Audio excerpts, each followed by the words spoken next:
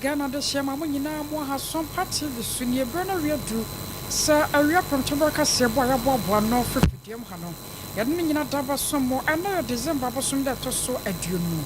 I'll film him, you know, and ne a duno means San Emuni. And as some more Debano, I offer Sompa 93.1, Kumasa Sompa Sunyan and Kwaza Wamba Fabi, and watch Sompa FM. I am www.sompaonline.com upon seminar your quicher de gua, Obenya been working kind. And as some more Deba near the Makotino be any. I judge for me and Sayan and Santa Mampenina to bow one with no. And an appointment committee here will show the few 1 Matasia, water to 1 manu. Dumja Adumako Asante Mantem Howard Sembi Atuga Edika Editi. And district assembly elections no I was across so. Now assembly members don't know I know Masansonia 1 Makunya Tanaswa Yabako near Kodim Komo Edifimu. Anumu Anna Enkane Swafu and now no another local government decentralization any road development and no Nil and Tevanda Podia to Gase about to Commissano Wamon Homode. And Pipi Amanyokono de Abasa de Shabia, 1 person more prema Shivaja Kunyano. Afraid I couldn't have that one more near over to Alpha phones. I'm not sure Nima this year a one new job in not about 1 person swap pure mantamoon and I what ya two just say. Oba Nimpotem Hodia, national cake, you know, would be main. Our penny pabi dear foot one Mariano was semi for say when he see.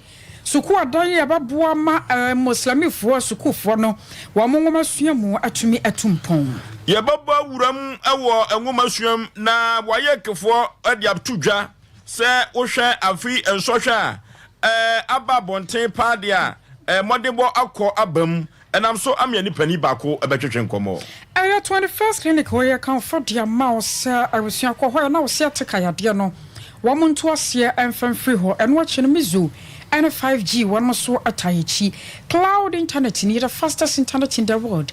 Dr. Abel Watana Swapata Pahono Moa was say Adriana how of Fakotano na one share emfa and now 3 herbal center in 3 capsules and Papa no Adiape Jama so after Tabita clinic in so and you was say young country sabre now one more show pa some patch dear Yami Adma Wachina and yet mamma kunafua dear to what dear Mayano na odia beka ho wanu nymakwa wodro won maso senior awia pamtobaka se boya senkonwa de babesom akenka former tie nka na awia brei ayeme akosia ajewo akwade boaten menimenia all say yaw aboaje oforisu Ananwa da gara mampanyi na danko akufado abo ajaje for me ensabedin na wo ni mu sado so koye wo mrahye odwafie wo munya tena sedo so wo no mu gitum sa no kwa wo mo safata nko ade Supreme Court wo mbekọ na fe wo magam yatamu adwa no wo makwakoye bi adiaboa na wo mubu nkonta no abu asra na no ene dadua yi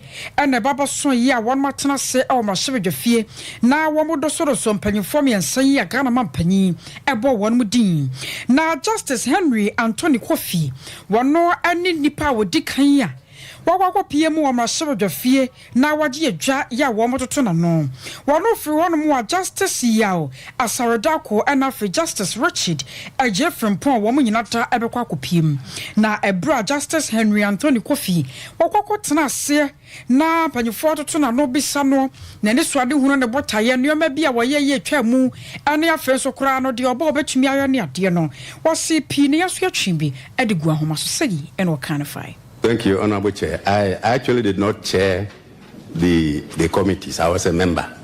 And let me put that on record.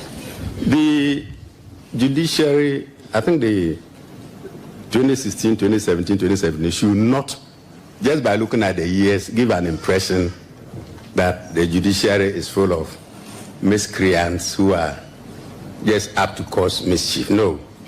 A lot of the 2 or 3 of these cases that we handled, as I said earlier, had to do with the expose of Anas. That is why they all happen around the same time. It does not reflect on the nature of judges that we have. But when an allegation, a petition is filed against a judge, certainly it has to be investigated, depending upon the level of the judge, where in the hierarchy the judge is. These judges who were affected by this Article 146 impeachment were superior court judges.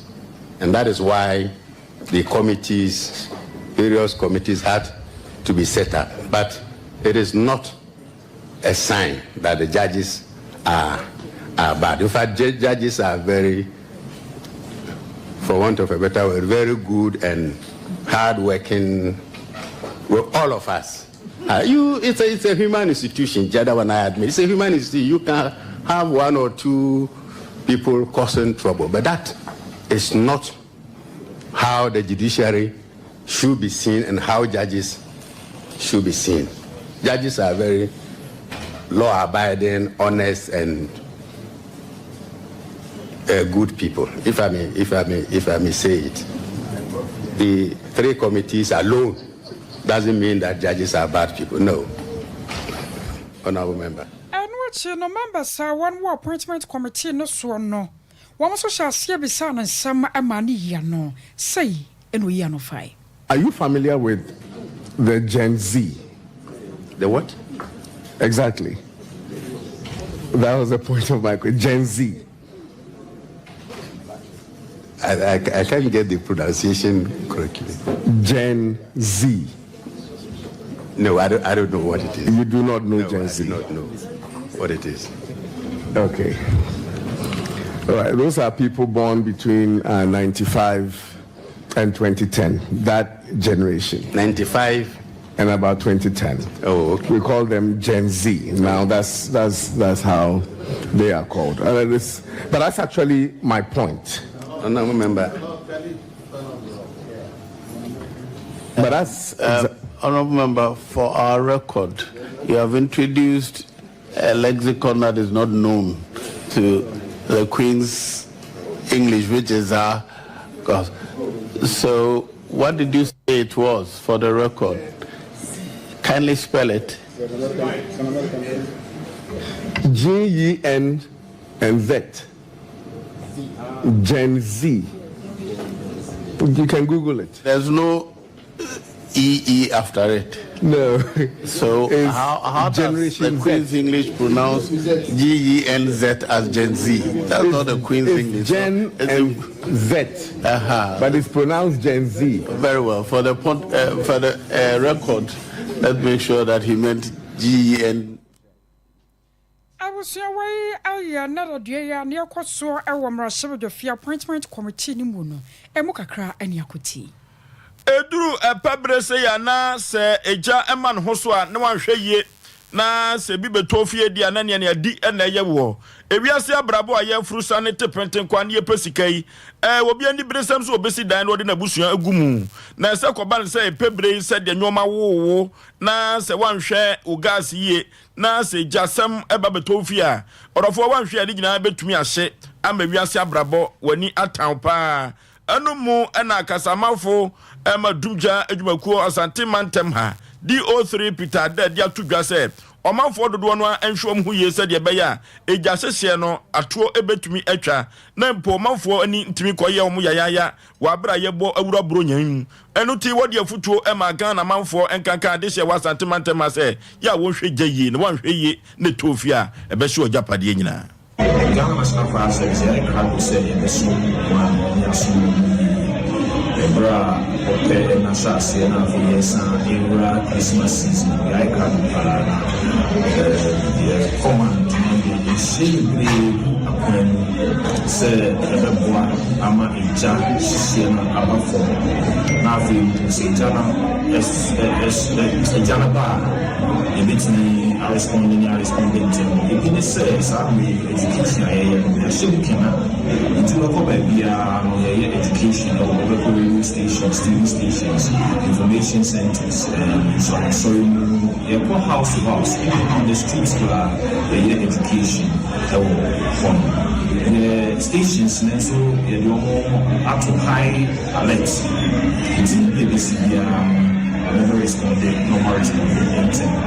The markets so the MMDCs no aiding so why is it places in the markets? Now you setting up fire posts. Na ye mema no running costing 24/7. You see, in the course of the day, over markets, I'm on church. Now, I feel Jimmy will be to my West Boise. You do amateur for a mobile pen, after said, yeah, and to say, Jimmy to her, will it me, I responded, no more responded. You could get to a new so the young church, I'm not telling about so be 5 volunteers. Now your activity will not get dormant, and so Sana it take a few room but with me after I saw in fact you never be ready akwam ya crowd na yes right among from so say be activity be a feature bonfire or outdoor activities in treatment for service for na supervise this activity. If you feel so, the journey in I was saying, my na you do class and I am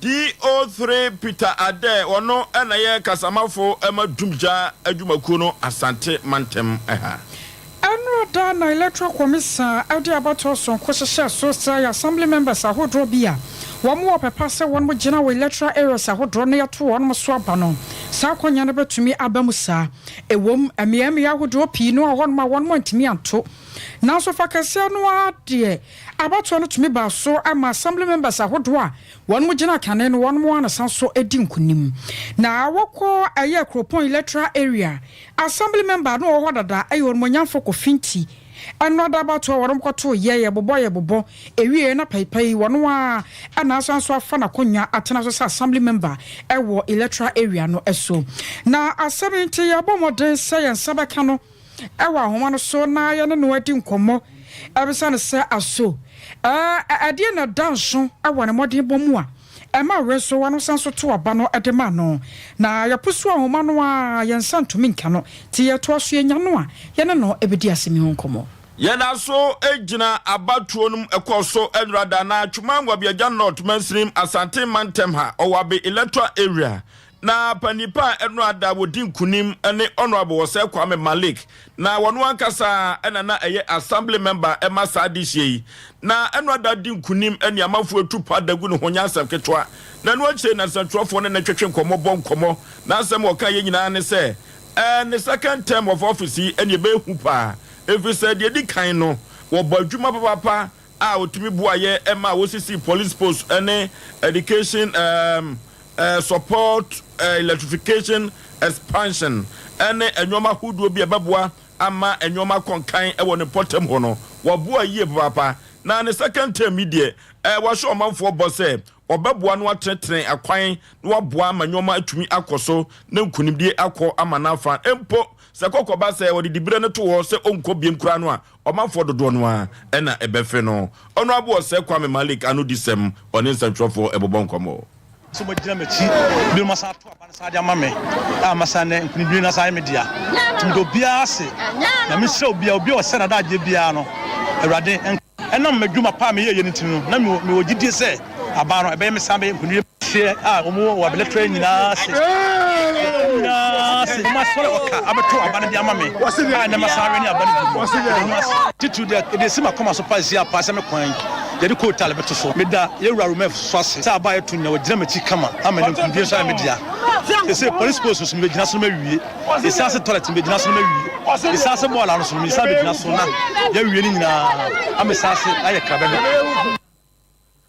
na abra wono abo se Kwame Malik anu si yepe adesia woto aba ede ema no eso akiremu se ono abo aka se second time obaboa na wa manwoma ni puntuo akoso paade a wotanachi pampe esanse man somewhere bokanchi man ana quarters man nyina se akwa minia ose Malik ama masade efie nan ya kan tumedie no a esina ni so nyina no obeye ni nyina fenchem dia bo Longo so anyuma pa ogo so a ya so e kwa dabi eni ajablo so e na sese wani a ba te kwa no obeya me me papa o enyame difo ba ko pe ya fe na authority watch girlfriend waka say Ablate we in the first time what they buy no. Ade obey no yam wono. Na nyame fa den ko no nwie pay my say even because when you na ono otoche me ade. No, if he's a assemblyman, be a civil engineer. Na kwan modern boy assemblyman anajo no see contractor so awia emwa wo de boa ekuro we no se ka kuro no kura anto amana kameka se ekuro na ye boni aye nti se abakundim ti aba no de aba ma kuro ni nyina efiri adwuma pa anu achre na assembly member ema adehye wo nkankum electoral area atwuma nwabiaja south Honorable Stephen Nkrumah enso ekasafa nkunimdi a wadi ewon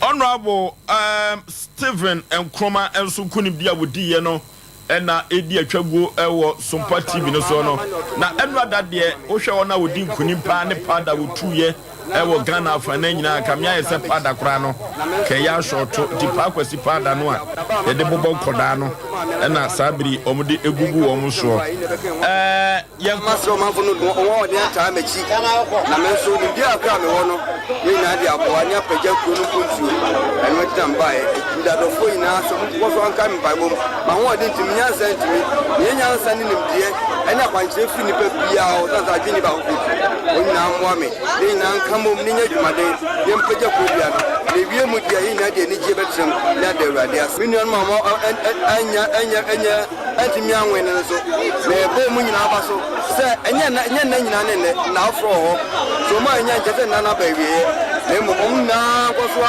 emfa ompa bo nta me so ba ho do nim dia me nyi mu nyina mo a o nyina me ka me ho me nyina nka mo ni mu o man no ndi ko di ko mu nyina so e bo mu nyina ba so wona enya nyina so imam good luck this time better luck this time nyame anka nyina ho no ke nyina mo me fa akoma pro enya dwumade ye mo kunkuntu ye fa na seri ka bia manya mesra do fo nyina se ne a ebinuma nya anto ene bibra ba mabu na so sa na ye hye to bi a exaggerate me ba wa bra ye ni na so enye obi anfo so e fa de sie bia ye fa nje yifi no na obi anya akoma pa ebinuma afro ka be ka ba bia o se to aba o mantimi anto be sa na ya ni ska ho ayeden kesken ban be sanda ba ni gwa ayeden na so ongo so ahye musa ba musu ye man puntu ye man ye die na ye bre mo obi aba mumu nyambo a du ya wada na wona yakoto no so no ye me fa ye nso nyina ba bia so de die na wie bofo no mabasa ba se bia esi no mu nyina fa ni ji odo na o se ka koto aba no no wie na so yi kan ni mo mo a o nyina de wa ho ade ata na chi ama ne o wie nyina akoso ama wo no kure nyina gina ni basu a meye me tia ya ezongo matran fi bebre dodo na so ne me se me obi a me bre me wasam pa so wie timi ka se mu nyina me kampe mu nyina de me ya nse ye nyina ye fa so wie na ye nto aba no na do benya bia no se me na menya o se ndafo bia ne benya o ye nyina ye anua no ene etia Atwuma Wabiaja South Asante Mantama Kakum electoral area Honorable Stephen Nkrumah kunimdie ehonsem ena yikutie yen NPP amanyoko na bia tomosa ye nuanom a mo pepa ne akomapa sa wo mo prema shebadwa akonya no akonya kase betumi abada wasade ama wonom yaka no National Executive Committee and National Council wonum ko hia ayenhyiamude Walisa Hotel ye no wonkramantemu ne nam so a wo mo do sa adwenepo ane tirimupo yi apietwa na enei no aka ho bi ama ekwo no dia ba ye wonum kire mo se nyame ya adom a January bosome no na da to so aduonu so na wonum hwa no mo se NPP amanyoko no parliamentary primaries no ababa so sasa ne won mo ehwehwe no no na wokọ Tano North a awusori atachese enei no 25 electoral coordinators ya won wo Tano North abato ampeso so won makwa fakrata ya won mo kire mo se Dr. Frida Prempe maami wo sefata pa se wasanso kọ biem ewon peso no so no ye bideboa ema peso no etumpon na owura eduko fiusu won wo ye chairman adema electoral area coordinators no one dia ni mu a kofa forms no na wasaka sai ene centrofo edin komose Opeke Thompson ama Dr. Anopeya CCA ya kase electoral area coordinators ni na ni kabo mu ni kokoje aye de kwa koma mana no afele ni asade akwa wie ya sire be ya ibitina ye ho dwuma tentem yɛbota yɛ kɛseɛ a ma yɛkɔfa forms no ne sɛ yɛne madam ayɛ adwuma akyɛ ne yɛhu sɛ ne yɛwɔ siteɛ ne nnwuma pa a wayɛ no wɔ man yi mu ɛne kuro yi mu ɛne constituency yi mu no nyɛ asɛm ketewa almost every police station biara ni wɔ a maame yi yɛ adwuma bɛyɛ sɛ mmiɛnsa anaasɛ 9 ɛwɔ mu ne saa ne nti ne yɛhu sɛ biribi wɔ maame no mu a yɛpɛ sɛ yɛyie saa de ne nti na yɛsɛ yɛnsa ɛma no nkɔ bi wɔ a electoral area coordinators yaka abomu a yakɔfa forms yɛde ama maame no okay picket forms no ama Dr.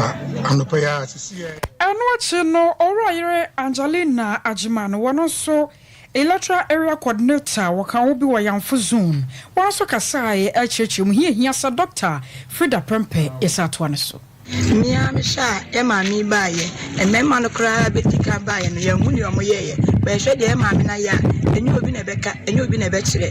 Who has school there was ye, park ya why and so what say, and when Pontam Hangina, baby, I do offer a binny, and so. Nipa da sɛ ne sɛ ntie die nipa ahodoɔ a wapɛ adwuma ma ɔmo migration soldier fire service police ne nyinaa yɛ ne tua baabia nursing enti yɛtoa no so kɔpem sɛ ɔno a bɛka sɛ ɛnɛ deɛ mɛsi fam enti na ɛdi n'akyi no yɛbɔ n'akyi dɔm nti yɛn coordinators Ghana North constituent electoral areas no yɛn nyinaa yɛaka yɛn ho abom ɛna yɛakɔ peke fam no I was on your turn and carry Ayora Angelina Agimano, electoral area coordinator, Yamfo zone, and your test workers as a Dr. Frida Prempe in Santuano. So I Ghana for him, Sam, Sir, and rather small nobles about your toye, our Ghana Fanano, baby Abanya toye, baby so, a Daya Wada and a Womotu Edia Quaquashe, and no more and a Ghana for Ebinum say, or Mochin Home Montiase, every say. Efie mienu ene ose na abato komisano wode ebobo an ho ewo saa small honorables assembly members abato ni mu na former minister Emma local government decentralization and rural development ono ene yemrahye bedwani ma de hye wo dododu abato mpesuaso ni lamte vandapoy e de atudwa se abato komisano wonyine funso ntum efri se efie mienu ene se na wode eya hoboa Emma ba ye kokokotu yi na afi mu no watu asheda anu tino se wo kan se wonye mfunso ni tuma wona na nya adwene kura efiri se August bosum nim na se abatuo we na ye so ye to na bibinti ode be se September bosum no enu opia sa de be se December yi anu ti se paper ani mfonyini kura na ye print a enka no wa print awie dada enu ti said the abato komisa no esi ya abato we no se wanhwe na wantentene nwoma no ye se fie pinu ne aduenu nan wo koye sanfo so yi a wanhwe ya na de beba antumi ankwankwan koye fe ni lante vandapoy na no disem or the ton central for anim. I will not give any let me say excuses for the EC's lack of preparedness. The EC was inefficient and ineffective in these particular elections. You see, we must call a spade a spade. The EC has 2 years to prepare for these district level elections because the district level elections happens in between the major national elections. After 2020 elections, the EC knew that they will have district level elections this year. These elections were happening as far back as August, which was through to September and to December. In all these instances and all these times, what has been the preparation of the EC towards the district level elections? Should we continue to have a EC who after national elections will go to sleep and then will wake from the slumber, come and conduct district level elections within 3 months, go to sleep again and wake up 6 months into national elections in 2024, come and mess up again? I think we should be able to call the EC out and tell the EC that it is their duty and mandate to prepare sufficiently, adequately and well for every election in this country. And as such, immediately after these district level elections, all the things that we have seen now, they should start preparing towards those things so that in 2024, in the major elections, we will not have these hiccups that we've witnessed in the district level elections. This has been the character of the EC as far as the district level elections is concerned. They've not shown the right attitude, mindset and preparation towards the district level elections. EC knew its timetable. So EC should have selected the contractors, prepare itself, give them adequate time to print, deliver before the time of the elections. You don't give contracts maybe 3-4 days or a week to elections. How do you do even checks? How do you go through due diligence to make sure the printing has been put, no mistakes and nothing has happened? You see, you must prepare. That's why they have a whole year to prepare for district level elections. And so they can't come today and tell us we had hiccups because our contractors could not deliver on time. It means the EC itself did not prepare enough to give their contractors enough and adequate sufficient time to be able to print and execute the mandate that was given to them. I'm not sure if any man this year war or do about 1 person who put him on time crop and crying. Nilam Tivanda Point and a equity. I was sorry at once, some no so now, ya qua man so now any assembly members, no. One more quack with dim common near her, one more than one more boy, ya men, one mother shas and so 2 one must be, so one call on 1 year for Kenneth. Oh, so be dear, conway assembly member. I wore a menab where D appear do electoral area. Now, Papa, maybe a chum one a general assembly member, 1 more tone of swabber. I feel so as I'm sweating Kunimua. Walk on in Prenuso. Your quadrian now quack dim commonia rese as so. Ah, Sacrayas room could be and why, ye. Magic be Pierre baby. And now see cabin on such a chair, ye. And an am so a ma or dim Kunimua na. Young Quanian one when for Kenneth. I will so be dear co and codim como. I want 1 year for about 2 quo. Ora Kenneth, you about 2 quo. That's okay. Metawa Cassa, my name's our Timadia. Honorable, whatever my other brutal tie you free one my one and winning come. What's a casa? Hello. Open your Metawa Cassa, my name's our Timadia. What's a media? Hello. I was your way area when you're for Canada, who soon be dear Conia Bomber Science Sabacami. I want to watch your waterman. Honorable, my hey. Honorable, what's a man car? Yo, I was a more franchise. I'm a Sababia, one amno, 1 Tayan, Kayan, 1 7 so. Headmistress Yawada up in Poi Islamic school and no work for it to your Poyaman Temo. Aya Wabapa Hajia Latifa Raman, and what the 20 animals semi for your name, son of choir. See about the Masalachi, what drawn up bois, among Cremosum, let me a tomb point, and also Remo Panoa. Was some woman's chance win ye pa. Was in the Oko for Dian and for Framua. Suku, what drawn now was the animals semi for Bacono Esha. And I'm soon to walk or twice. Yen was semi for Yamiato 1 month summer alama 1 mu bibi. Now 1 baby dear Sassa 1 was a Simasalachi would draw 1 man kai. Some of Fano Subako Suku, and 2 embassies Suku I would draw Sunny Baya. Yamo Fano woman Siamu, Yabet me a peja. Mamma Haja Latifa Raman. Then I come, Mutai Kessia, a third change here, DCCF anniversary, no. I say, your best chess school. Because abedu mribia nkrofoshia wo krom no mu bisa o se wo kira de won na so apempo na enya makranta school no o mu fi se makranta de alif ba o na ye kire wa but enye sa eye curriculum no na ye kire science maths english all the subjects ye kire Arabic another subject ayekire and enukwa advantage emma learners no because Arabic na a language and ultimi ehu Arabic uko bebia emrema enti ye this is your anniversary na ya manfo ehu say enye Arabic school by a school emma obia betimi ede ne baba say ne be ya modern both Christians and Muslims.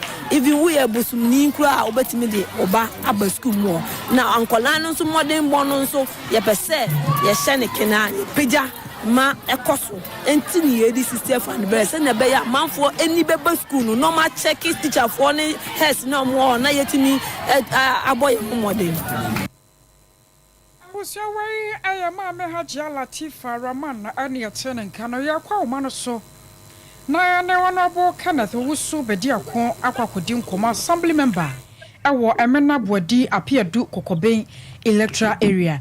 Honorable Yamaho. Hello, Honorable Yamaho. Honorable Kenneth also be dear con what men can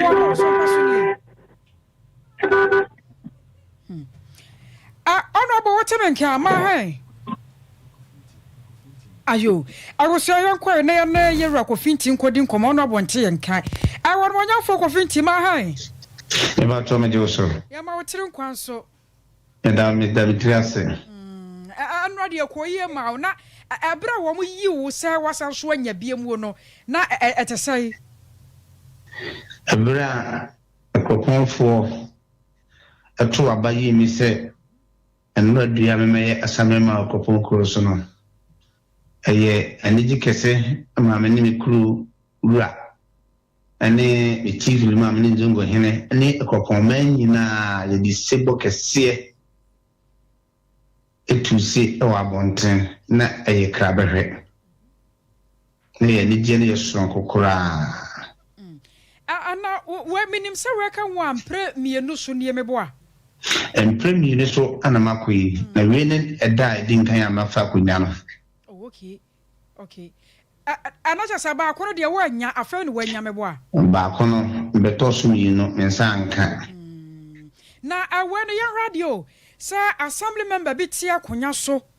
na wona ne baba pre na watimi edi nkuni mu sa no edi soronko na wo ye ya na wona mo ase ese bia wo so ye mpuntunwuma bi na o manfo hu ye ma won bo ba kono bongara te befa wo na ma me ye adwuma tene ama makuru no ebra me koye na me sankan konya no ma nte antna etoko so ye adwuma dene de bo akuru no emaba wa mrante ewo mu nyina yenana no pejja omuntini pejja enu munya ne somo epejja nti amakrono nya awisimu ni gidi so nko mu se omo de me ba metima boa akokonkro no enti so si ya na yawe awo bo ka bi wo ho se wo de baba pre no ane mu abato ni nyina no ka wo bo ye sai aseme de edisi obusayo ada wo bo ka susuro wo yinjira nim se asamre ma yimpiaka ayo son ane ekoson oman no na mprepi so no ewo timamfo bi mu adwene se ebi a wokohoro ma yekofa sika twitwindie bi anazika kase bi edi amawo ma me okose timpo a ubusada da fo na 100 series per quarter nanso so enipa okoto abama wa otumi ka twese se wa ama bibi a mento abanya de emma we na me setimamfo nyina se saade na wo hono nyina yenkamum na yenyifiro emprepi no ebia na onipa no obepa so bitima ye bibi abo akuro no na sai nipa no nam se mamtakana nkoto abama nti no ne yensa anka nipa no bitima abo akuro no enti wonu abu e wo bo kasai akadi ma me bo bi pa na mintini fa kana entu dwasisi na ebu abam wo baabi se bia ka wo bo se wo de baba pra ba no de yempuntunwuma ne ade no nti no ebema adwuma wo baba no beto sini baabi ana ma me emu ma bam akropon kron de makoma so se esese ni timi ye bibi bu akuro ma nchiri ma eba no ebehum enti eno ebu ma abam de de makoma so a esese me yebua na akropon kro no ene na na tankunya ene ansofo a wakropon akuro timpeje bia no meye na awede mama fa wentwa mu tewo ana no former president Yera John Dramani Mahama no waka bibi sa senyame ya dom no wasaba assembly members no wobawa sa yebetua mo kakra wona na ya adwene na nka bepe sasa de ne bebe mu ana ma me asem na papa na kano me na ya adwene enye wono nko se aban bia ne nsa beka akonya no so wo so asame ma fo so asan kakra abeboa ama asame ma fo no titi ni nuano mo nko nkito no ma se de omuni adwuma ye no omotuma nya bi so aboa omukuru ama kuro letima peda boya how pi sanse na ye wani gida awasa na wogi wani na na omanfo ankasa mo ho sepamo mama sa ma otiri nkwa bie mu a yeda ase mesome da wase na wosia ne no twetwe nkomo yo no monyamfo ko finti awa assembly member say afa no wabetena akonya so awa akropon electoral area ono yete se yo ne kasa wo kire mo se na ne di age na wo hyebo se akropon mpuntunyuma bia da ye sefata so de pa ho no obetumi edi aba ho no Abuso 21st clinic na ya kan fodia ma won mo yesiateka expert pa ya sefre woto asia de ba na mro mu yade biata ya ha watete wode wote nana no wonse to aya se stroke ana se mpo nana bi na ye wo no fa kwada 21st one be show kama ma ho ato adokotafo ne anasefo no won ma ben enti de wase de bibiduro kan de beka de ya brofo duro so wo de be show de kama ama ho ato ya branches ne doso 15 branches ne akiri wo ba kuma se wo hwa overseas junction ya ba ya for radio no wo bo asenso ya wo cancel quarters court junction and Krandome market o sunwane kranza tachima no behu yayin fire I was 0540 311 311 0540 311 311 aya Sompa chade emo na wo anwa sardine milo chase di owo bia ya de cha eye bia no ewuso ya ba yonsem se fabra na hyenenso se nyame yadma wo china anopa no nso ken na achade ne ahyase entina wono moa ma wo china ne nso ansa na wokukuru wa chade de aba wo bi nko ade a enka chi ebrei mu a no obotumi de aba ma no yeye na mom se yesika nso a fesi ahoman so fama ye 0598 559 802 0598 559 802 and 0241 272 990 0241 272 990 Edia beba no Airtel One Media Anasa Blessed Foster Tabita Clinic ye was of la alignment one more.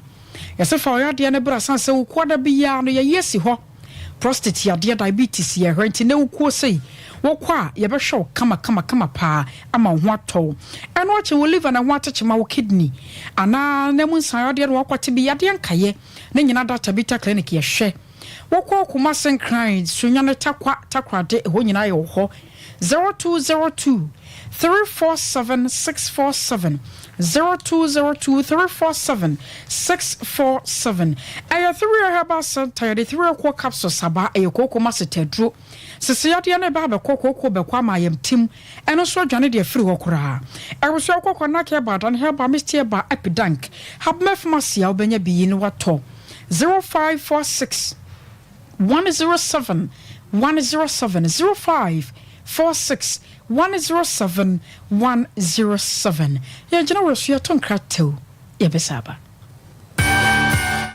First clinic aye sciatica expert sciatica no o nerves na wo to ase na fa wo siremu na fa wo nansia besi ase ho no se ho techema eno ene ye fa ne sciatica na etimi bubu o to ase ka wo se dwe wo sirem wo je ho ba bia enye na eno na 21st clinic ba ye adwuma pa wo mu ye ntia basobo o magye ne wo Ghana ha ene amono ne enya asem ketewa Womuji international awards ahodo womuji local awards ahodo na anu nso na womu be the only sciatica research and treatment center in Africa bibrim hano ebi ni baby a gise 21st clinic nkwa womu de bibiduro ene besa o yare no masa de machine aka ho eya yare sabia yare bia wutimi de ko ne mama de pa ko a womu gidi womu pa no eye sciatica ena stroke nso de kwa diabetes ne hypertension ni ade Ghana ha baby a womu ho 0540 311 311 0540 311 311 That's a 21st clinic. Woman is sciatica expert.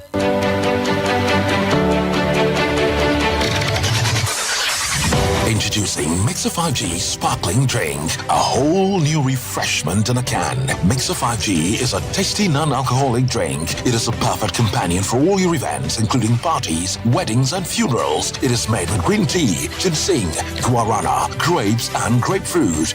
Get refreshed with Mixer 5G Sparkling Drink. For bulk purchases, contact 0246 270 221. This advert is FDA approved. Sompa achedie yaba Sompa achedie 2023 Bible say nyame sompa pa ne say obi ko wunyanka ene awisia mobo enuti na Sompa 93.1 Kumase Sompa 90.7 Enkransa Sompa 98.9 Sunyane yakabom se bronye yebema enisia ene yakrafo edidi na yenko ayetini agise wo beboa yen enti say yesika fatu ahomatrofo iso 0598 0598-559802. Meeting Mubim 0598-559802. Edia was yet 1 media. Branya Bosoni, neither Toswat Yunuba, Ko, Nibeboja Trada, Nadia Monte Tomoyeno, Yadiama Ekraf.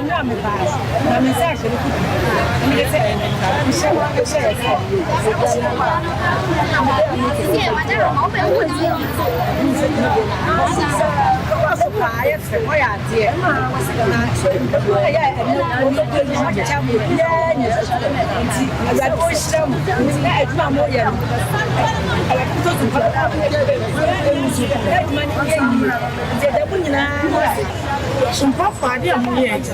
Onye kuku fisu muswa pasu. Efi se je muye je. Je se binsi ja.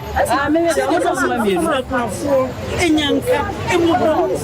Omo muni bie. Chone kwa se. Omo muni bie. Yo ni bie mi fe. Enso mo de afema mana proso. Everybody won shira mo. Bible si bi ohun kwafo mo. Everybody obe shira. Se mo kun kwafo mo. Everybody shira mo anu Amen. Na yesika na yentuma so a wobetimi de aba afenso say niema bi ense ye ti say mo ene yanwan so a yebeji mo a mo ye bi afie etwa mu no emu adansede de mo a mo nim Sompa achede 2023 ebusuafo yamfa ye ho hyem na propose prepa oboadu ponko mu ye nyankopon obeyiye wiye Sompa achede 2023 ekunafo ene enyanka ne so wo mu bedidi.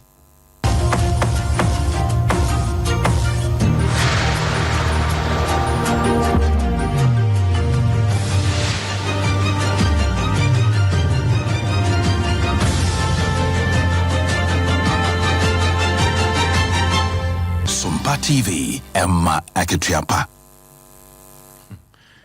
Yama shafo ani atiefo nyina akwa babiem eba ewia prem to bre kase mu yeto akase de so na yemfa emamo emra she bedwani ema adesia ewo new job in not about one person so epoye mantamu na agei e de atodwa se ye kan national cake dia wo ba ne mpasua so dia omde omadi amen ni nyina ne se ye toaba e de kopri yedie ni mpuntuo no de wayere ne ho pa se obema ne manfo adi yie ene akwan egusu kota tuntuntum odo ani kopiem apoe mantamu a de me komanfo ni medi adanse pa na ene watwa homam youth resource center ene astrotef obebo so board na okọ head directorate so a wasisi adan a wo mo ebetuma yemu office ya ebema apomden so atumi aginagina so wa bra one nseptrofo ebobon komo na nigi sem a woda na di edekire om no yenkotie bi. We have done a lot of projects. We are seeing this at AstroTurf. Today, we have commissioned 3 projects. The Youth Center, the Municipal Directorate of Health for the municipality, and then, of course, this AstroTurf. But besides that, we have done a lot other projects. Like if you go to any of the towns which proud to becoming a member of parliament, which did not have a community center, now they have a community center. So if you go to Akodum, they have it. You go to Sushen, they have it. Beyond that, we have done a lot of schools. If you go to Akodum, there are schools there. If you go to Pipeline, we have done schools there. If you go to Oyeko, we have done 2 schools there which were taken over by flats. We had remodeled those schools.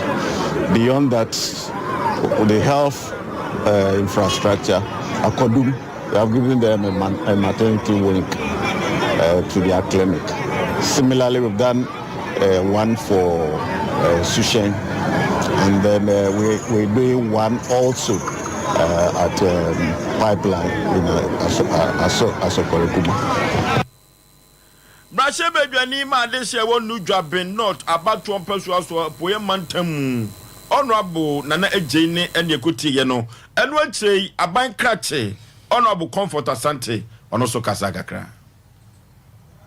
Yes, suma begansafo yes suma na montente ateba kwa me hu new job house nipa bebre mo yi won no omo de niema efe ene eba ema edu be bia se ne empe focus onantifo ena ose asem omo ko hu de efe ediba yewura hapa oye ni bebre the bedi na chi eye yewura na kwasi aje kwat ono so egusu oye ni bebre o ko yo ko hu ye ni se o man da chi eye mabu enti se mabu bedi ye na mabu betumi aba be se na nanu anamu a ni mudie ani atete ye pa ani akukudro awa brabo bia eho ni ma betumi ni wura mabu no odi beba enti nesia ya dedi kan ye friend youth resource center baba ko se mabu identity bia na daroma and na on assembly edi nkasubom ema na ye bu press home prim then you realize that daroma na no right dey nyina hwede ya pa ho tama na mebia international share no debate ni ya to aso dieti etina na wadaroma na che wadaroma edi kan eye youth resource center yewura MP adaroma odi assembly kan ko mu diesi o na nwure wasabra na ye pa ho tama. Honorable Comfort Asante ne ena yikotie. Our strategic mobilization Ghana Limited year trying to take kind of SML. One of the crata be a pieja. Na South Mekoya yaka one one some way. One on answer term dom kumaya or my soldier fear. One of friends some drop photo to one money was South Syria show my Ghana sick as some swore. And a South Mekoya was sense and contrage. Any of his yama kuma who do. A rabbe kum Ghana for sunset. A 2 money a chiano. And once a catcher dear near Tabridia Majumakuno.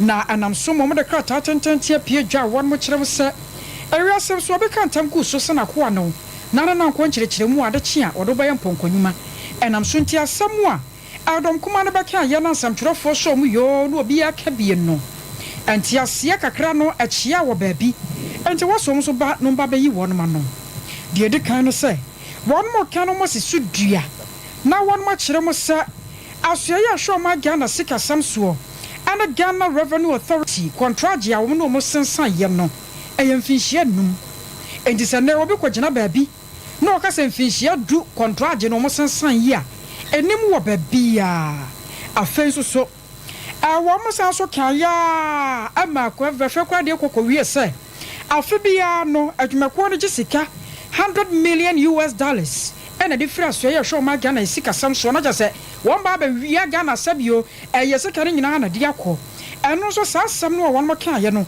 enimu ba bia sa dwumako ngi sika etesa wase drum bia aya na Ghana ye te asam a sabio ye ni nkan hwam na ye mpamu no kora sansan ye beka yaka na sasa yaka asam no ye de gu won ho fin ne ye de bi tata ho ne ade no aya na ha dwene na wamokra no strategic mobilization Ghana Limited SML wamodwumako no wamo contract ya wamo ne asoye show my Ghana sika sam so sansan ye no bebi adam pefe ehon kratasam ne nyina da dem krogen se eyemfinhia num na won masensan ye no kra no wamo nyanhya adwuma ase afei na won wese nyame ya adom na nuama totɔ yi a wamo tumi ahya adwuma ase ama no wayeje endi sansam wadi ka pieye se yemfinhia du contract no adaworoma emu pie no hono mo a eye no kre yemonguram ewo enwumasuam na West Africa Examination Council yetwanetia eka no wayekie eno ada ensunsuanso a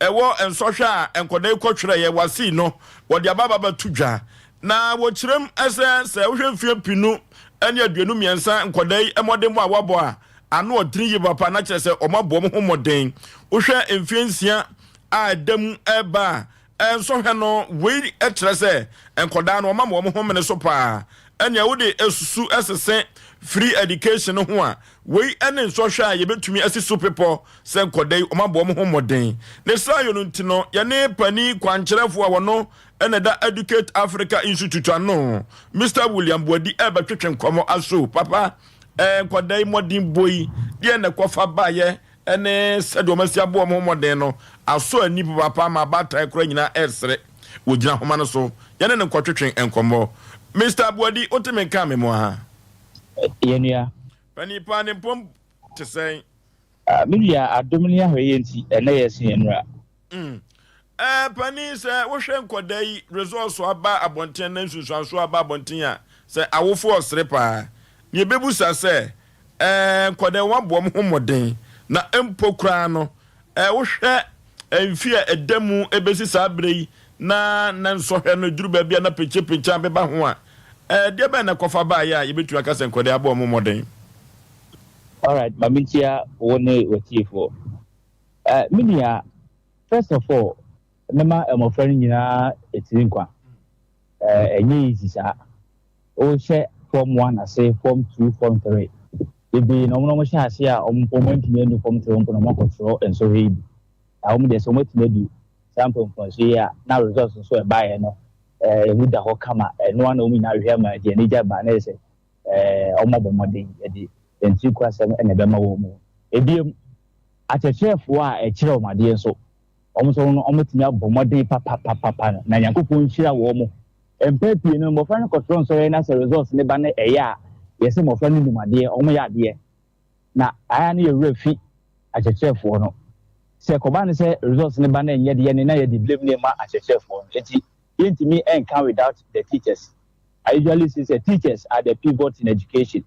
Yede aneno atu jabunika yenye obi ankusa andane dane na anka beshi enti achechefo no ye mo mamonso minia mi hu ni say this time round no emofra no onyo achechefo no there was some kind of conformity adie bia teacher ni e kire say abofra so anye submissive anye osutie antie instructions and the teacher and the man na ebe be so betime suan ye na wo hwe results here ababontin a na timi say coordination between the teachers and the learners no it was there and it was good, so it supported the smooth way of teaching and the learning. Academically say sadi man any wa there wouldn't be like something fluid. Now obia be ayen say ebia emofani fa bibi anase omo de apobi na twere but yenka ye hu 2020 term our results ne ba bonte no na ye nyina ye comes with a lot of issues, especially relating to the core subjects na omo twere no na omo e pass no isha and what they we into it English and mathematics enye kura, but this time round na kwa say ensache aba a positive. And that is what we are all expecting.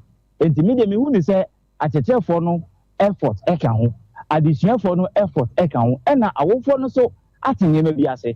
On say you starting free SHS no. Na wo fon bebre eni me bi ase omo ye na omo person be ye. No person ni nyina na aban na enye because of the campaign message ya na ye te no say free SHS do hia na adwade. Now they have understood say no, they also have a role to play. Until there was a connection between the parents and the teachers. Eti eni nyina na contributing to the success of this emofrano. Eti these are some of the things that made me who say boa at the disua e good results abano. Okay.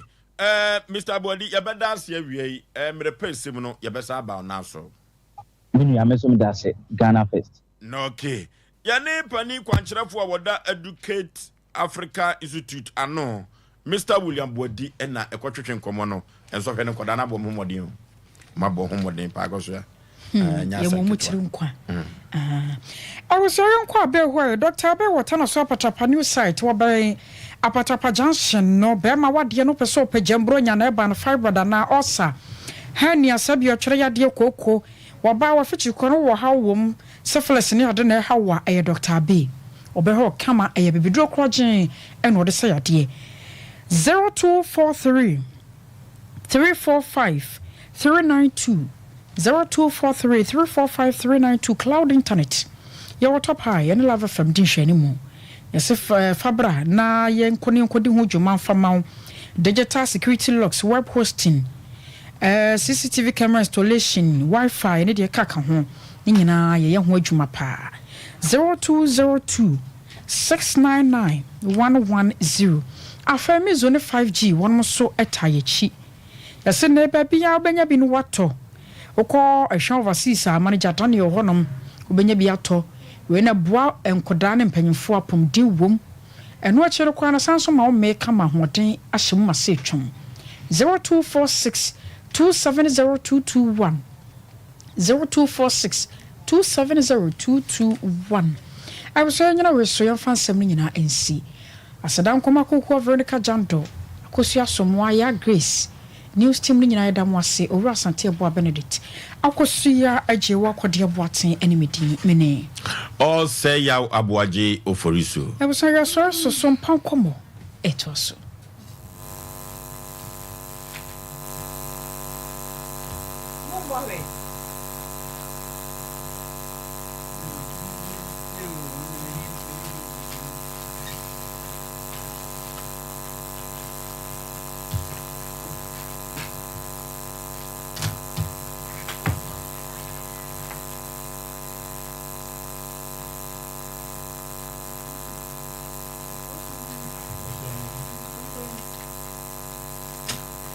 ayaresase esono se wa pomodin ana esono se wa hodin yare bia woni efri timanu maduro abra wonim yare no kofa bae we eye 21st clinic yenyina so a ye de sa yare wo 21st clinic no yare a amanfo titunya brochirefo enim se yesapa no ene yare a friend say sciatica say ye kase Sompa achedie yabo yaba Sompa achedie 2023